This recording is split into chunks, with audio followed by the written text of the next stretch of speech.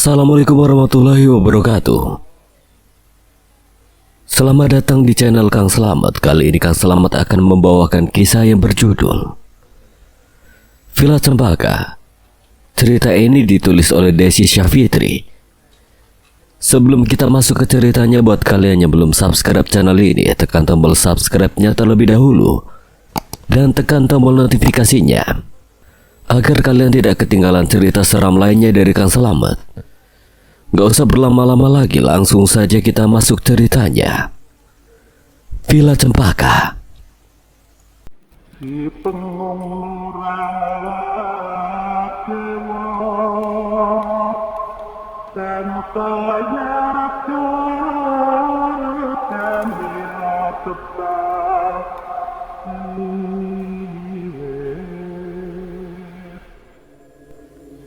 Dia tergagap menatap ke belakang dan Lorenzo yang tadi dia lihat telah menghilang. Baju lu kenapa basah kayak gitu? Terus tadi pagi kemana? Hisham nyariin lo dari tadi tuh. Ran, tadi lu bukannya duduk di situ? Enggak lah, gue habis mandi kok. Kalau bukan Lorenzo, terus itu siapa? Riz, turun ke bawah yuk, ajak Via. Eriska mengangguk, tapi saat mereka keluar melewati kamar 15 terdengar suara ketokan. Seperti ada yang mengetuk pintu, tetapi mereka mengabaikannya. Via, panggil seseorang dari dalam kamar 15 itu. Itu seperti suara Lorenzo. Via, tolongin gue. Lorenzo, kok kamu bisa ada di sana? Via, tolong gue. Dia terus meminta tolong sambil mengetuk pintu kamar. Itu beneran Lorenzo? Riz, lo tadi dengar kan ada suara Lorenzo? Iya. Apa Lorenzo ada di dalam ya? Eriska terdiam hanya menatap ke arah pintu kamar 15. Riz, jawab gue. Dia ngapain di sana, Riz? Pasti bukan dia kan? Riz, Lorenzo ada di dalam. Gue mau ke sana. Gue yakin itu pasti Lorenzo. Jangan. Lorenzo ada di dalam sana, Riz. Dia nggak di dalam. Dia ada di dalam. Itu suara dia. Vi, lu udah bangun? Gue kira lu tadi lagi mandi, makanya gue nggak ke kamar lu. Sapa seseorang di belakang mereka. Ternyata itu adalah Lorenzo. Dia menoleh ke belakang, terkejut. Dia menggosokkan matanya dan ternyata benar bahwa Lorenzo saat ini berada di depannya. Mana? Itu yang namanya di dalam. Ren, lo habis dari mana? Gue dari kamar lah. Lo gak bohong kan? Aneh banget sih. Tadi si Reza lihat gue lagi duduk di atas kasur dan sekarang lo malah kayak gitu juga. Emang lu lihat gue lagi di mana? Gue dengar suara lo di kamar 15. Lorenzo tidak langsung menjawab pertanyaan itu. Dia melirik ke kamar 15 lalu kembali menatap Via. Kamar 15? Iya. Enggak kok, gue baru keluar dari kamar. Via terdiam, tatapannya mulai kosong. Dia merasa sudah mulai dibuat gila oleh keanehan dari villa ini. Ah, udah jangan dipikirin. Mungkin lo salah dengar. Ke bawah yuk. Via hanya mengangguk. Kemudian mereka pergi ke ruang tamu. Di sana terlihat teman-temannya yang sedang duduk bersantai. Si Reza masih di atas? Iya. Duh, kesel banget gue. Sinyalnya nggak ada. Gembel banget sih ini tempat. Lo itu sama kayak cowok lu ya, nggak bisa hidup tanpa ponsel. It's my life. Lu nggak usah ikut campur. Mending lu bantuin nyari sinyal. Satu kata buat lo, malas. Reza berlari dari lantai atas dan turun ke ruang tamu dengan wajah ketakutan. Semua langsung menoleh ke arahnya, tapi tidak ada sedikit pun rasa khawatir sama sekali di dalam benak mereka. Semua tampak cuek dan mengabaikan Reza begitu saja. Lu kenapa sih? Gue Kenapa? Tadi gue kan lagi ngaca dan di belakang gue ada kaki kayak habis gantung diri gitu. Tapi yang kelihatan cuma kakinya. Mampus lo. Sial. Katanya nggak percaya kalau setan itu ada, tapi sekarang lu malah ketakutan kayak gitu ngeliat setan. Enggak, gue yakin itu pasti bukan setan. Makanya tuh mulut jangan asal ceplos. Banyak nyindir diri sendiri ya. Ternyata masih hujan badai, sampai kapan kita harus terjebak di neraka ini? Kayaknya rencana gue gagal deh. Rencana lu apa buat vlog di atas gunung? Rencana gue mau ngajak lu nikah sama gue. Tawa Reza pada Via disusul dengan kedipan sebelah matanya seperti sedang menggoda Via. Reza memegangi kepalanya yang sakit karena jentakan Lorenzo. Macem-macem lu ya. Bercanda kali. Rencana gue mau foto di atas gunung, tapi sayangnya kita malah di sini. Reza kecewa. Di saat yang sama Hilwa bosan kemudian memutuskan untuk pergi melihat-lihat yang ada di ruang tamu. Di sana terdapat sebuah foto keluarga yang terlihat berusia cukup lama. Apa ini fotonya keluarga Burahayu? Kepo. Anak ini siapa ya? Tapi dia nggak mirip Burahayu. Hilwa memandangi wajah anak kecil yang ada di foto itu. Tidak ada sautan dari semua temannya. Ini boneka siapa? Hilwa bertanya. Dia mengambil boneka yang ada di atas laci meja. Hilwa, jangan pegang boneka itu. Hilwa tidak mendengarkannya, sedangkan Hilwa terus memandangi boneka itu sambil mengusap-usap boneka itu. Bagus bonekanya. Itu boneka saya, Kak. Hilwa menoleh ke arah anak kecil itu dan betapa kagetnya dia saat melihat wajah anak kecil yang menyeramkan itu. Hilwa berteriak sekencang mungkin. Dia langsung melempar boneka itu. Sedang yang berada di ruang tamu langsung menghampiri Hilwa. Wah, lu kenapa? Itu kan udah gue bilang jangan dipegang. Lorenzo mengambil boneka tersebut, membawanya ke ruang tamu. Semua langsung duduk, diam dan memikirkan kejadian yang menimpa Hilwa.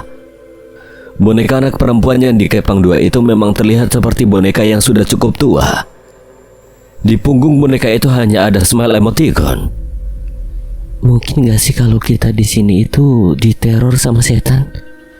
Udah gue bilang di dunia ini gak ada yang namanya setan. Reza menggebrak meja. Teriakan itu tentu saja membuat terkejut semua orang. Reza, lu bisa gak sih jangan gebrak meja? Bikin orang kaget aja lo. Gue itu udah sering bilang kalau di dunia ini gak ada yang namanya setan, tapi kalian malah terlalu berhalusinasi dan beranggapan kalau setan itu ada. Sekarang gini aja, Za. Dari kemarin kita terus-terusan diganggu sama setan. Semalam aja kita digangguin. Kalau bukan setan terus siapa? Kalian ingat gak sih waktu si Via minta kamar nomor 15, tapi si Burahayu gak ngasih? Gue rasa ada yang aneh di kamar itu deh. Terus kalian masih ingat gak sama kakek-kakek yang kita temui di dekat tenda? Dia kan bilang kalau kalian menemukan sebuah villa, maka kalian jangan masuk. Dan menurut gue kalau yang dimaksud kakek itu adalah villa ini. Ya, kita harus cari tahu tentang villa ini. Dari awal gue juga gak suka sama villa ini. Kita harus bongkar kamar 15 itu. Bongkar? Kamar itu punya banyak misteri dari awal kita masuk saja. Udah ada banyak yang gak suka sama kita. Siapa? Biar lebih jelas kita lebih baik tanya sama Burahayu. Burahayu itu bukan manusia. Jangan bikin kita semua jadi takut, Her. Bukan begitu, tapi itu memang kenyataannya. Bosan gue dengerin omongan kalian yang gak jelas kayak gitu. Setan mulu yang dibahas. Ini boneka siapa? Mungkin boneka pemilik villa ini waktu dulu. Coba gue lihat. Eriska mengambil boneka tersebut dari tangan Lorenzo lalu memejamkan matanya seperti sedang menerawang. Via dan teman-temannya hanya diam. Tak lama kemudian boneka itu tiba-tiba terlempar lalu tubuh Eriska terjatuh ke sofa. Ada apa, Riz? Reza. Tiba-tiba terdengar teriakan Reza dari lantai atas. Semua orang langsung bergegas naik menuju kamar Reza. Sesampainya mereka di atas, Reza sudah ditemukan tak bernyawa. Tubuhnya dipenuhi darah dan cakaran terlihat di seluruh tubuhnya. Mata bagian kanan Reza terlepas sedang kepalanya nyaris putus. Semua syok melihat kematian Reza yang begitu mengenaskan. Tembok kamar juga lantai dipenuhi banyak darah. Hilwa menangis histeris. Ia tidak menyangka kalau nasib Reza bisa setragis itu. Sedang Via langsung memegang tangan Lorenzo ketakutan. Tatapan semua orang mendadak kosong. Hisam melirik ke arah kaca dan betapa terkejutnya dia saat melihat tulisan darah yang berbunyi, "Kalian semua harus mati." Seperti tulisan itu dibentuk dari darahnya Reza, darah segar dan juga kental yang terus mengalir dari tubuhnya. Tubuh Reza yang kini sudah tidak bernyawa lagi. Siapa yang mau bunuh Reza? Brengsek, kalian udah ngebunuh dia, dasar goblok! Teriak Hilwa yang meluapkan semua emosinya dalam tangisnya.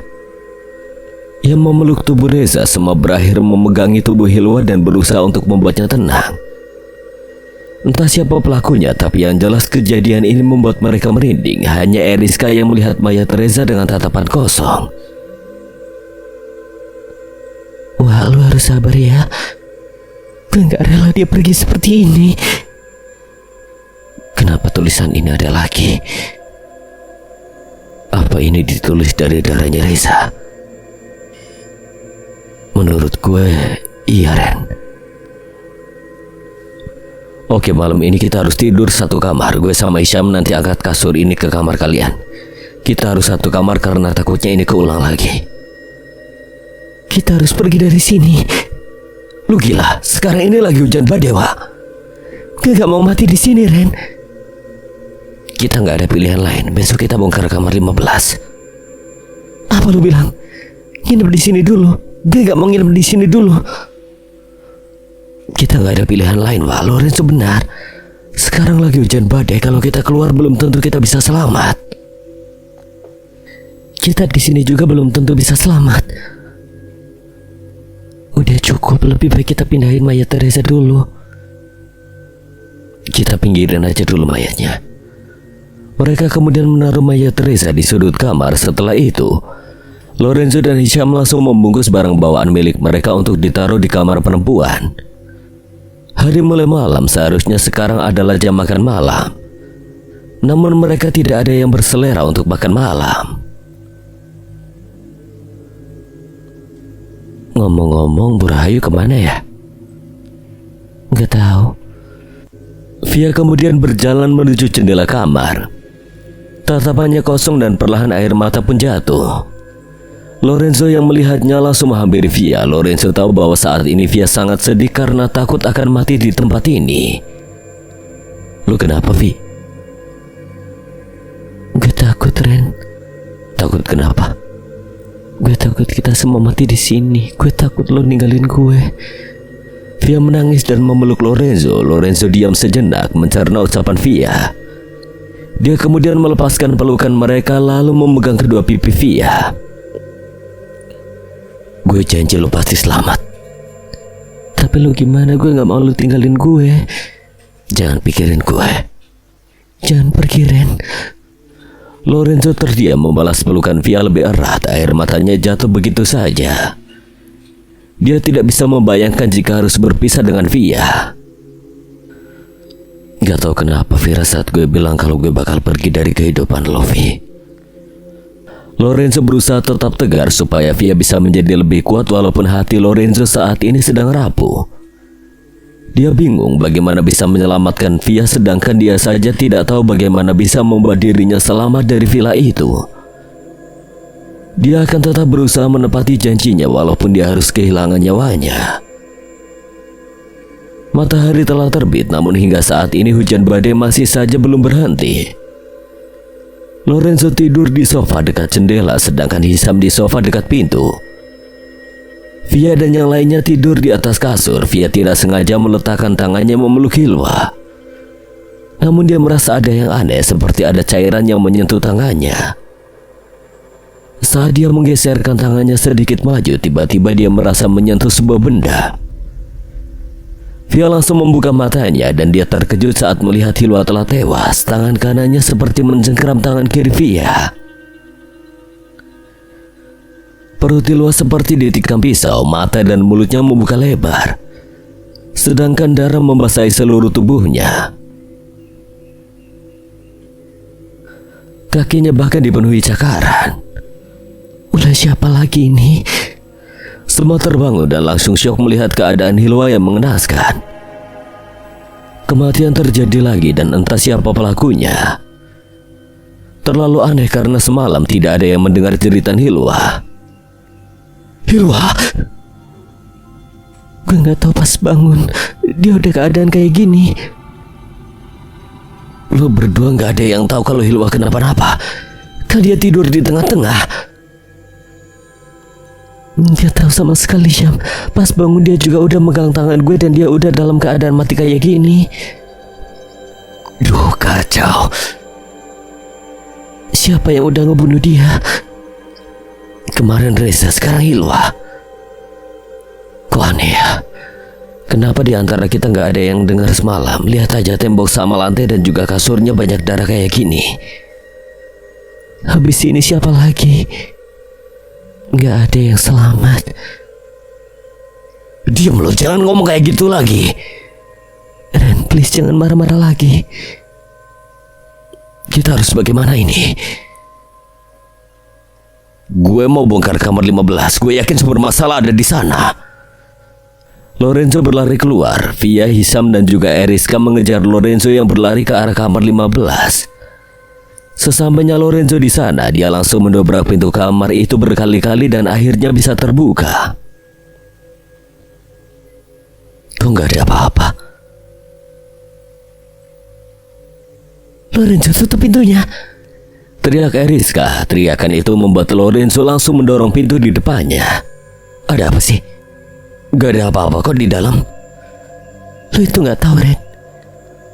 Lo udah buat dia marah. Dia tadi udah mulai marah dan kalau gue gak nyuruh nutup, mungkin lo udah mati di tempat. Percuma kalian hanya menutup pintunya. Kalian telah melanggar. Kalian telah membuat mereka marah. Kalian akan mati di sini. Ucap Bu Rahayu yang tiba-tiba ada di belakang mereka. Semuanya menoleh terkejut. Bu Rahayu mendadak hilang sebelum sosoknya terlihat. Bu Rahayu kok hilang?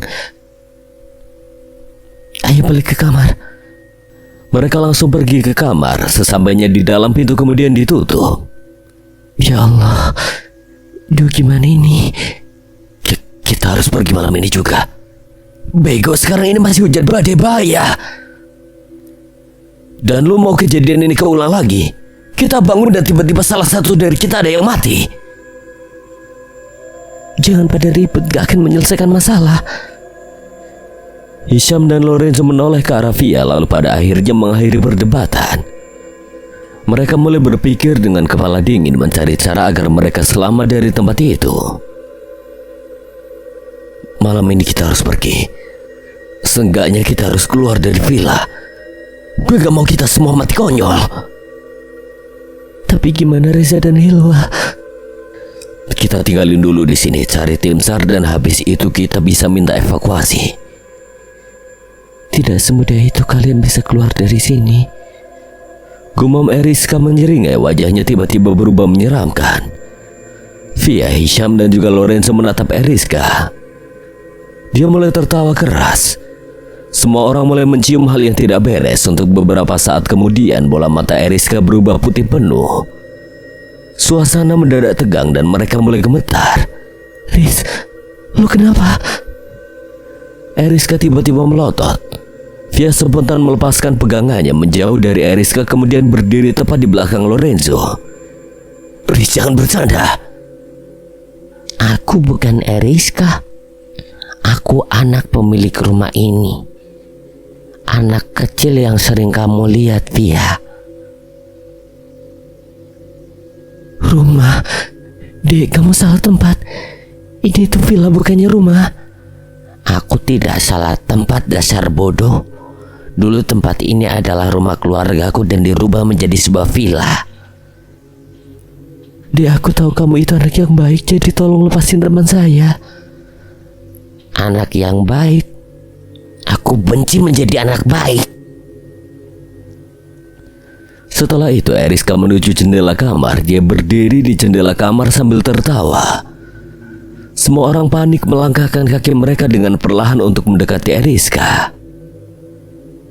Dulu aku merasakan bagaimana rasanya kehilangan ibuku, orang yang sangat aku cintai, dan sekarang kalian juga harus merasakan itu. Semuanya langsung berlari menuju jendela. Bersamaan dengan itu Eriska melompat ke bawah. Terdengar jeritan dari mulut semua orang. Tubuh Eriska jatuh menimpa tacapan besi penyangga pagar. Ujungnya menembus tubuh hingga kepala Eriska tersangkut di sebuah pembatas tembok kawat besi. Hujan kemudian turun membasahi tubuh penuh darah milik Eriska. Eriska! Semua orang histeris, apalagi Hisham yang merasa terpukul karena melihat kematian orang yang ia sayangi. Sedang Lorenzo langsung memeluk tubuh Via dan berusaha membuatnya tenang. Mereka benar-benar syok dengan keadaan Eriska. Lorenzo, Eriska mati, gue takut, Ren. Lu tenang aja, kita pasti aman. Gue gak mau sendirian, Ren. Ada gue sama Hisham kok, lu tenang aja. Perlahan air mata Lorenzo terjatuh karena mendengar suara tangisan Via. Apa mungkin selanjutnya yang mati Via? Atau jangan-jangan gue? Atau mungkin Hisham? Entah kenapa firasat gue bilang setelah ini gue gak mau ada yang mati lagi. Gue gak peduli sama nyawa gue, yang penting harus ada yang selamat dari sini. Gue harus tepatin janji gue sama mamanya Via. Via harus selamat. Pada saat itu juga mereka langsung membereskan barang-barang bawaan, bersiap-siap untuk keluar dari villa. Tidak terjadi apapun hingga saat melewati kamar 15. Langkah Via tiba-tiba terhenti tanpa sepengetahuan Hisham ataupun Lorenzo. Via masuk seakan dihipnotis. Lorenzo baru menyadarinya saat Via sudah benar-benar tidak ada. Via! Pintu kamar 15 telah menutup sendiri dengan sangat keras. Via yang berada di dalam tiba-tiba tersadar dan langsung berteriak panik. Lorenzo diikuti Hisham berusaha membuka pintu kamar tersebut. Vi, buka pintunya, Vi! Via! Mereka langsung mendobrak pintunya berulang kali namun tetap tidak bisa dibuka. Lorenzo khawatir dengan keadaan Via di dalam sana. Dia mendobrak dan terus menendang pintu kamar itu meski usahanya sia-sia. Rena, Syam, buka, gue takut. Kepanikan Via bertambah saat tiba-tiba saja dia ditarik dan langsung dibanting ke tembok. Kekuatan itu sangat kencang hingga kepala bagian belakang mengeluarkan darah. Via merintih kesakitan menatap ke arah roh yang membantingnya. Bayangan itu adalah sosok wanita parubaya mengenakan kebaya warna merah dengan wajah penuh darah. Jelas dia sedang marah. Via terus dibanting olehnya berkali-kali. Namun penyiksaan tidak berakhir sampai di situ.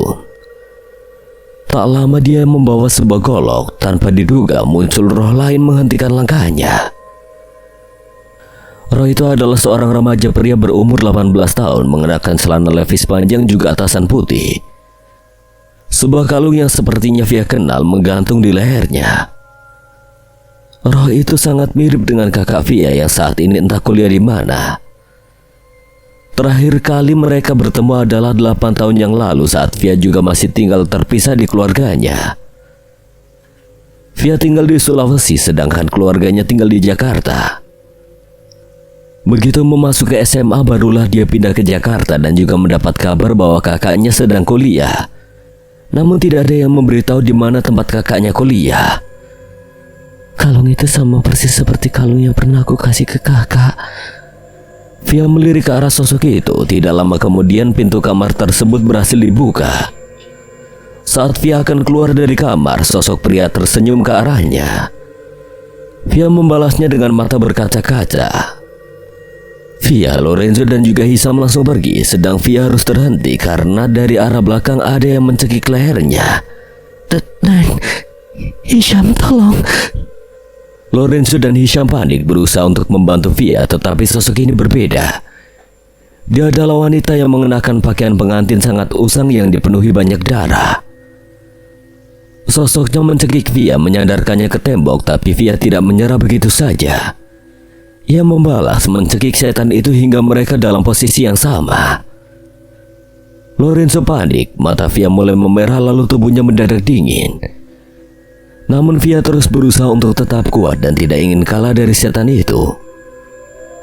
Via mulai kesal dan amarahnya mulai menguasai dirinya.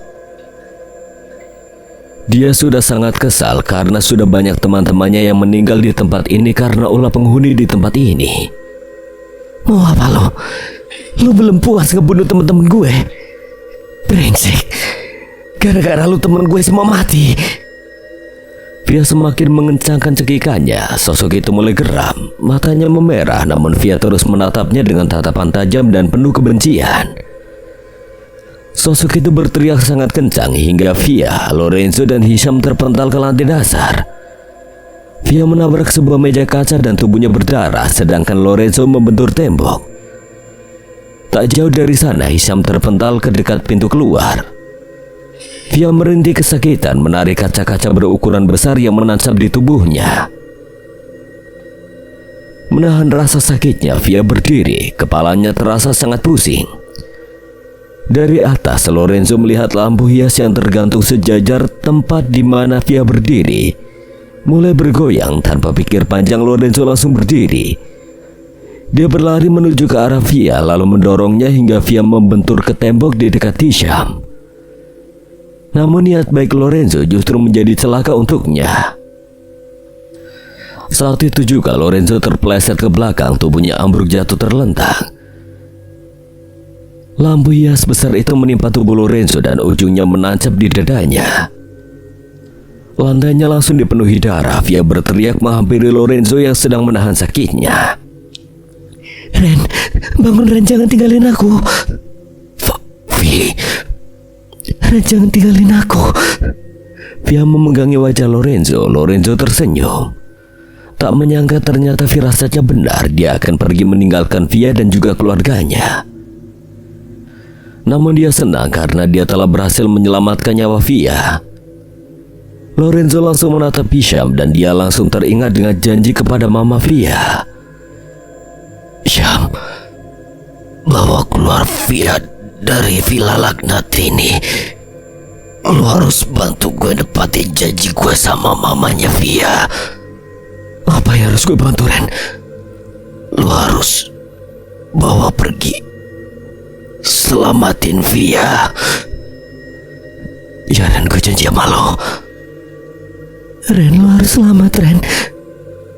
Lorenzo merintih kesakitan karena lampu hiasannya sedikit bergeser malah melukai kulitnya. Via terus berusaha untuk membebaskan Lorenzo meski itu pada akhirnya sia-sia. Vi, udah jangan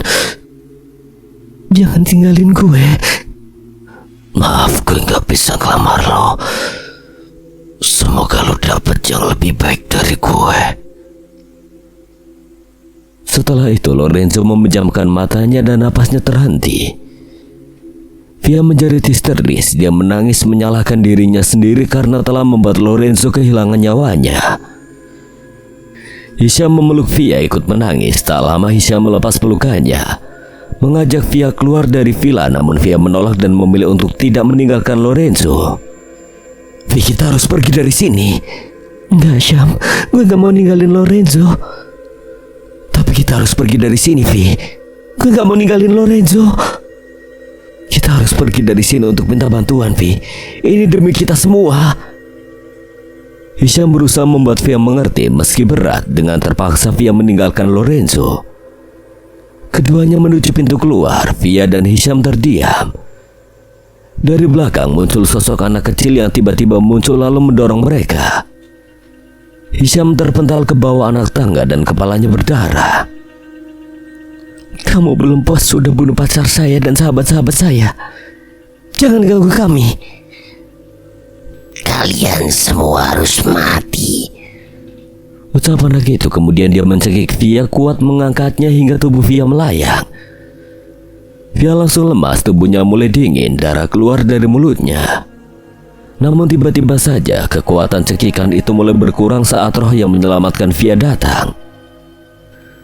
Kembali dia menyelamatkan Via saat tangan anak kecil itu terlepas. Via terjatuh, arwah itu terus berusaha menahan serangan dan menyuruh Via secepatnya keluar dari villa. Via bangun dan pergi menghampiri Hisham, untung saja Hisham masih hidup. Keduanya langsung pergi menuju pintu keluar. Namun di sana, roh yang jahat sudah berjaga. Via dan Hisham berusaha untuk melawan, tapi mereka terjatuh. Saat itulah roh dari sahabat-sahabat mereka yaitu Eriska, Reza, dan Hilwa berusaha untuk membantu mereka. Dari perkelahian itu mereka mendapatkan bantuan lagi dari roh Lorenzo. Dia merasa bingung dan juga terkejut karena melihat roh pacarnya itu. Tak lama kemudian pintu akhirnya bisa dibuka. Via dan Hisham langsung pergi dari villa itu. Saat mereka membuka pintu gerbang, roh lainnya menghampiri mereka, tapi mereka berhasil lolos. Keduanya terus saja berlari pontang-panting tanpa arah yang jelas. Cuaca mendung dan masih hujan badai, tapi mereka terus berlari tanpa henti. Sesekali mereka menoleh ke belakang, banyak yang mengejar meski sudah berada cukup jauh dari villa. Hisham mulai menggandeng tangan Via supaya tidak terlepas. Dia juga sudah terlanjur janji dengan Lorenzo kalau dia akan menyelamatkan Via. Sebenarnya tanpa harus berjanji pun pasti dia akan menyelamatkan Via karena dia tidak ingin semuanya mati di dalam villa itu. Saat berlari mereka sesekali terjatuh dan terpleset. Kaki juga beberapa bagian tubuh mereka mengeluarkan darah karena tertusuk oleh ranting-ranting pohon yang tajam. Tangan kanan Hisham mengalami patah tulang karena terpental saat di villa itu. Dia terus memegangi tangannya, sedangkan Via harus menahan rasa sakit di bagian kaki. "Hisham, istirahat dulu, gue capek." Via berhenti untuk mengatur nafasnya sambil memegangi kedua lututnya. Hisham diam sejenak menghampiri Via yang masih berada di belakang. Dia menaruh Via di punggungnya lalu mengangkatnya dengan cepat. Entah bagaimana Hisham yang sedang patah tangan bisa berjalan sambil menggendong Via. Anehnya lagi, Hisham juga kemudian berlari sambil menggendong Via. Kok dia bisa gendong gue sambil lari, bukannya tangan dia lagi sakit? Saat Via mengajak Hisham bicara, Hisham tidak menyaut. Mereka akhirnya berhenti ketika seseorang memanggil mereka. "Siapa di sana?" Teriaknya dari semak belukar. Mereka menoleh dan mendapati seorang kakek berdiri. Jaraknya tak begitu jauh di depan gubuk. Di saat yang sama, Hisham tiba-tiba saja menangis kesakitan pada bagian tangannya. "Phil, lu ngapain di punggung gue sih? Udah tau gue lagi sakit." "Gak sadar lu sendiri yang gendong gue." "Kita udah sampai di mana ini? Ini di mana?" "Ayo kita ke sana." Kakek bukannya yang waktu itu datang ke tenda kami ya?" "Iya, kalian ngapain lari-larian di sini?" Kita boleh masuk gak, kakek? Kita takut di sini." "Silakan masuk. Kalian juga harus membersihkan luka-luka kalian." Kakek itu menunjuk pintu masuk gubuk. Via dan juga Hisham mengikuti kakek itu. Di sana mereka membersihkan luka-luka yang diberi masing-masing segelas air putih dan sepiring singkong rebus.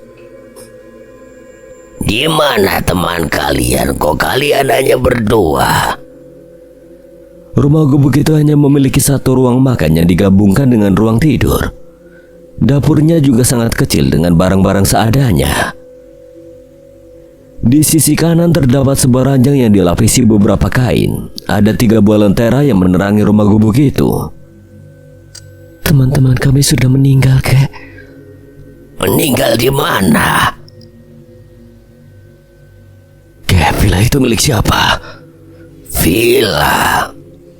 Jadi kalian menginap di sana dan teman-teman kalian meninggal. Jadi apa kalian sudah bertemu anak kecil itu?" "Sebelumnya nama kakek siapa? Kok kakek tinggal di sini sendirian?" "Nama kakek Indra, panggil saja kakek Indra." Villa itu sebelumnya milik majikan kakek. Dulu kakek tinggal di villa itu sebagai sopir. Awalnya itu adalah sebuah rumah. Rumah milik Pak Agus Triyono Kusumo dan juga istrinya Ibu Irma Septia Kusumo. Mereka memiliki anak perempuannya bernama Alika Felicia Kusumaningrum. Rumah yang sangat besar dan seharusnya lebih cocok menjadi sebuah villa. Mereka mendirikan rumah di daerah ini karena sebagai tempat mereka untuk bersembunyi dan memuja pada setan. Mereka melakukan pemujaan untuk setan karena mereka ingin mendapatkan kekayaan. Namun bukannya bertambah kaya, justru mereka semakin terlilit oleh hutang. Semua aset perusahaan habis. Pak Agus juga Ibu Irma terlibat sebuah pertengkaran yang berakhir menjadi pembunuhan. Alika yang sedang bermain dengan bonekanya di kamar tidak tahu kalau ayahnya telah membunuh ibunya. Alika hanya melihat ayahnya memasuki kamarnya. Dia mengira ayahnya mengajaknya bermain, namun salah. Dia justru juga dibunuh dengan sebuah pisau. Setelah itu ayahnya menyayat tubuh Alika lalu mencongkel salah satu matanya. Bisa dibilang ayahnya menjadi stres karena masalah bisnisnya yang telah gagal. Kemudian Pak Agus melakukan persembahan pada setan dan mengutuk kamar itu. Dia meminta para roh jahat untuk menjaga kamar agar tidak ada seorang pun yang menemukan mayat anak dan istrinya. Lalu Pak Agus pergi ke belakang. Di sana terdapat sebuah sumur, lalu Pak Agus melompat bunuh diri. Lalu mayat anak dan juga istrinya ada di mana, kek? Ada di kamar 15. Namun kamar itu dijaga oleh roh jahat. Alika telah menjadi jahat karena masih ada rasa dendam yang belum terbalaskan atas kematian yang tak wajar. Sebenarnya kalian membuka pintu kamar itu keputusan bagus, tapi juga sangat berbahaya untuk kalian. Rumah itu menjadi tak berpenghuni lagi. Ibu Rahayu, kakak perempuan dari Pak Agus yang telah mengetahui bahwa adiknya telah memiliki sebuah rumah di tengah hutan, menjadikannya villa sewaannya diberi nama Villa Cempaka. Namun belum genap setahun, Ibu Rahayu justru meninggal karena gantung diri. Dulu juga pernah ada yang datang ke gunung ini untuk melakukan camping sekaligus foto prewedding. Namun hari itu hujan turun sangat deras. Mereka menemukan Villa Cempaka. Dan keesokan harinya mereka sudah ditemukan tewas di dalam villa bersama dengan rekan-rekan foto preweddingnya. Calon pasangan pengantin itu meninggal saat mengenakan gaun pengantin. Kejadian terakhir 8 tahun yang lalu. Sekelompok remaja pendaki gunung yang sama seperti kalian juga pernah meninggal di sana. Salah satunya juga ada yang meninggal di kamar 15. Ibu Rahayu, bukankah dia itu manusia? Dia sudah lama meninggal dan yang kalian lihat itu adalah rohnya saja. Kakek, aku tahu semua tentang villa itu. Karena kakek selalu mengintai villa itu secara diam-diam. Kakek kan tahu kalau mayatnya di sana. Terus kenapa kakek nggak temuin mayat mereka? Kakek menyelamatkan juga percuma. Karena saat masuk ke sana pun pasti tidak ada apa-apa.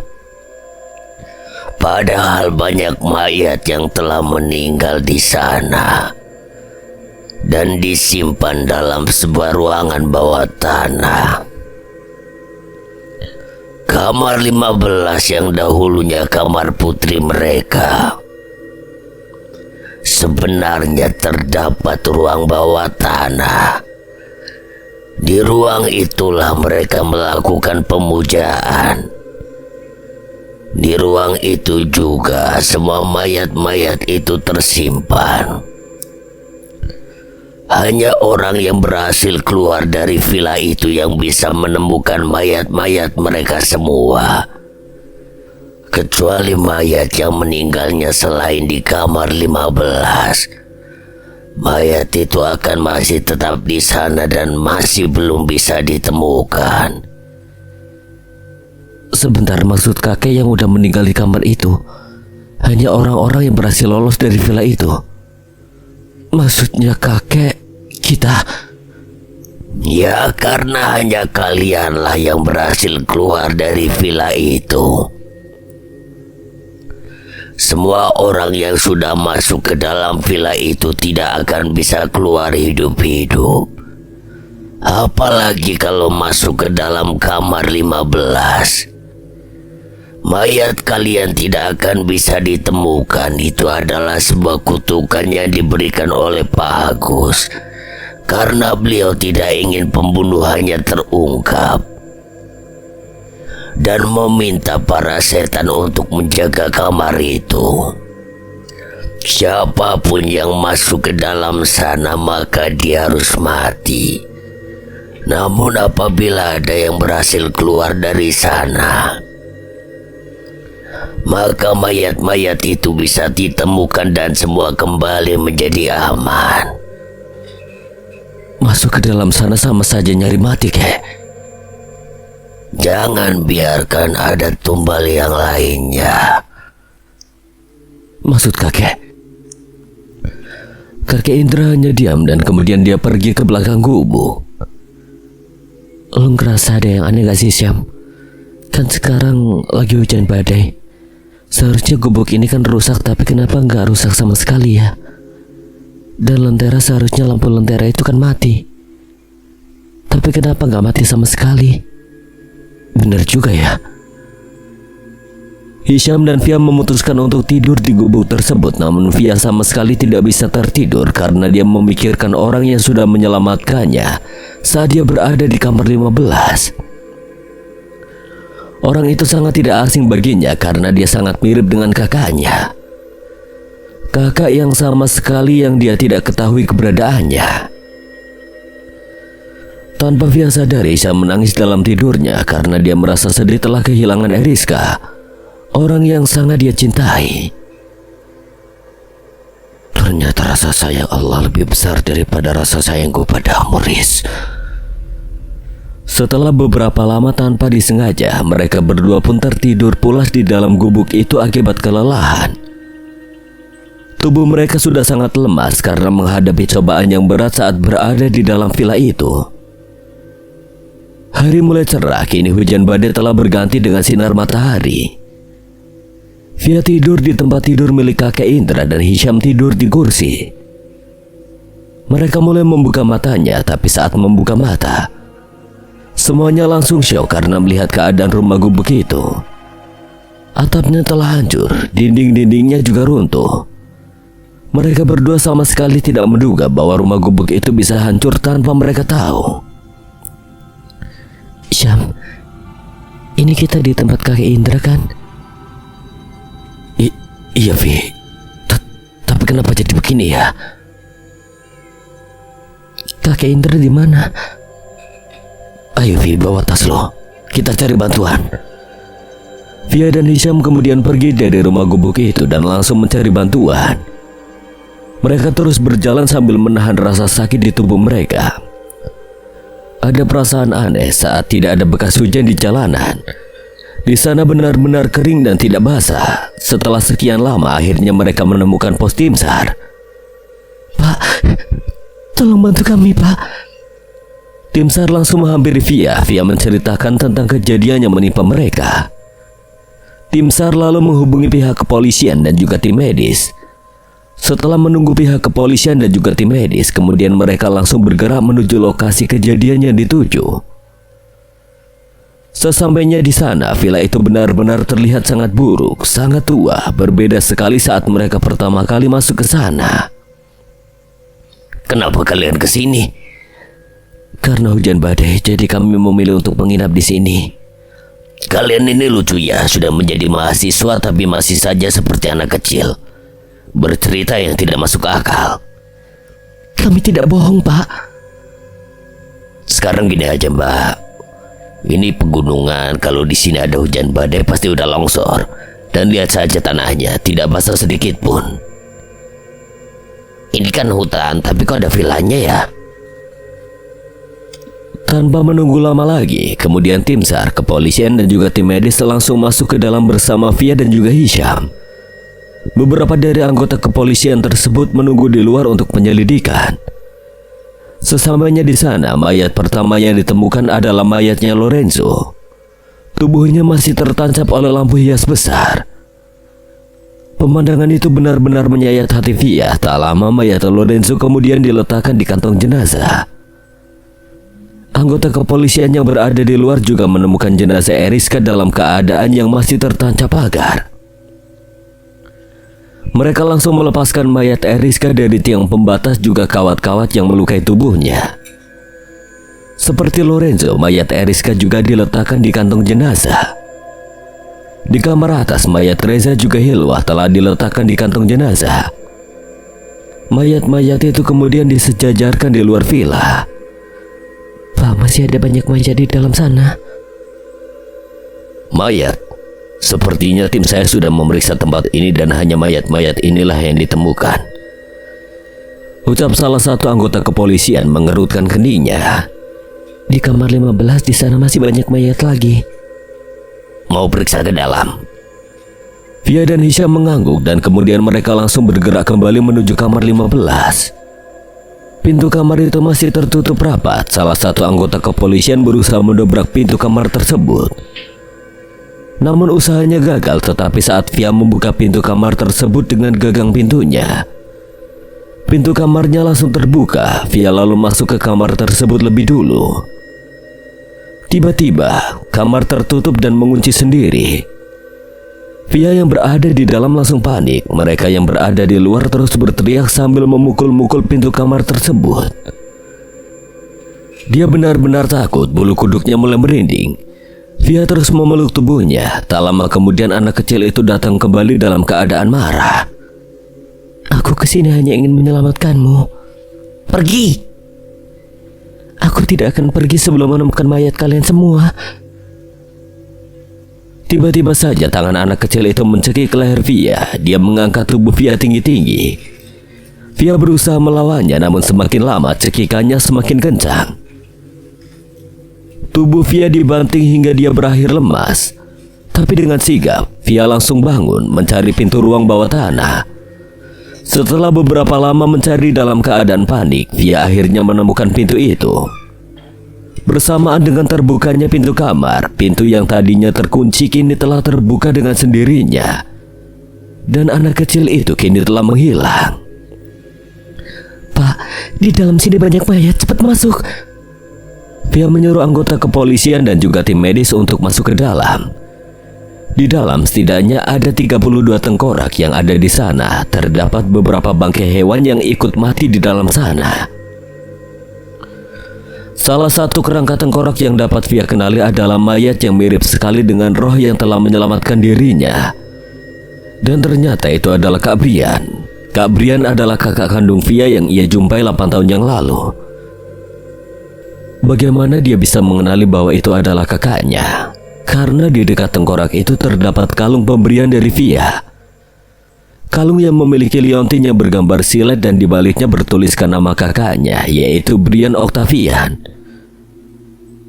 Via menangis karena dia baru mengetahui bahwa kakaknya kini telah meninggal dan ternyata semalam kakaknya telah menyelamatkan nyawanya. Via memeluk tengkorak kepala kakaknya. Hisham mencoba melepaskan pelukan Via pada tengkorak kakaknya. Di sana juga terdapat sebuah persembahan untuk para setan. Tak lama seluruh mayat-mayat itu kemudian dikeluarkan.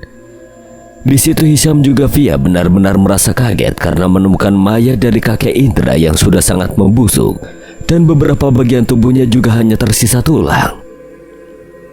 Mayat anak kecil, ibunya dan juga Ibu Rahayu kini telah dievakuasi. Sebagian tim juga memeriksa ke belakang villa dan di sana terdapat sebuah sumur. Salah satu anggota tim SAR masuk ke dalam sumur dan hanya menemukan terdapat tulang manusia. Seluruh jenazah telah dievakuasi dan dibawa menuju mobil ambulans. Via mengangkat tubuh kakaknya sendirian sambil menangis. Dia masih menangis atas kematian kakaknya.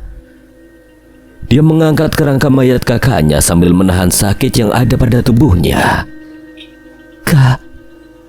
Kakak kenapa harus pergi dengan cara seperti ini?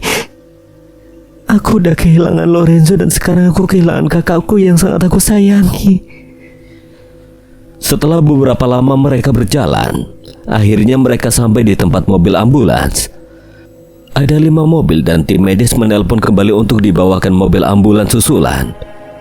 5 jenazah yang telah dibawa yaitu jenazah Eriska, Lorenzo, Hilwa, dan Reza, juga kakak Brian.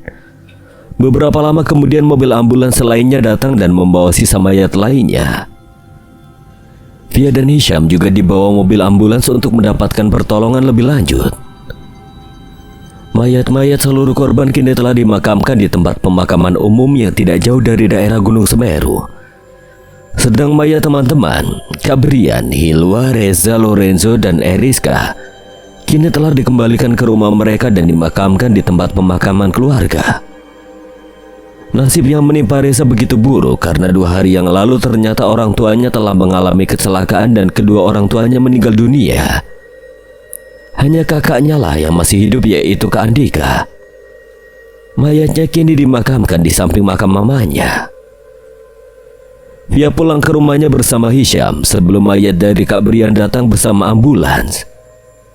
Dia pergi mencari mamanya dengan perasaan penuh kecewa.